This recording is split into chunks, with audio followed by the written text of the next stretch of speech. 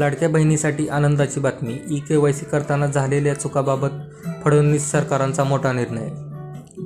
Maharashtra e-KYC correction योजनेतील ज्या पात्र लाभार्थी महिलांना ई-केवायसी प्रक्रिया पूर्ण केली आहे, मात्र त्यांच्याकडून पर्याय निवडताना काही चुका झाल्या असतील, तर अशा लाभार्थ्यांना सरकारकडून संधी देण्यात आली आहे.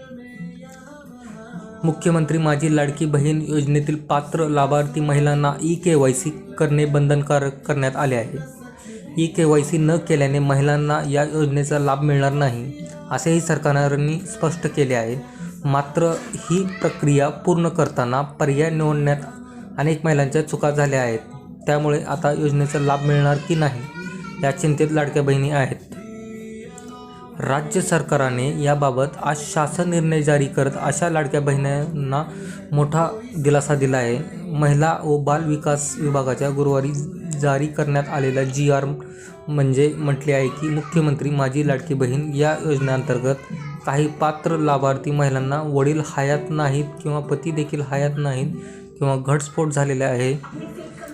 संबंधित लाभार्थी महिलांना स्वतःचे ई-केवायसी करावे व त्यानंतर त्यांनी त्यांचे पती अथवा वडील यांचे अधिकृत मृत्यू प्रमाणपत्र व घटस्फोट प्रमाणपत्र किंवा न्यायालयाचे आदेश सत्प्रत संबंधित अंगणवाडी सेविका यांच्याकडे 31 डिसेंबरपर्यंत जमा करण्यात यावी. ही प्रक्रिया ऑफलाईन पद्धतीने करावयाची असल्याचे सरकारने स्पष्ट केले आहे. तसेच त्या योजनेच्या लाडकी बहीण महाराष्ट्र गव्हर्नमेंट.in या वेबसाईट पोर्टलवरील ई-केवायसीची प्रक्रिया ऑनलाईन पद्धतीने अंतिम करणे आवश्यक असल्याने त्या वेब पोर्टलवर आवश्यकता त्या सुधारणा करण्यात आल्या आहेत.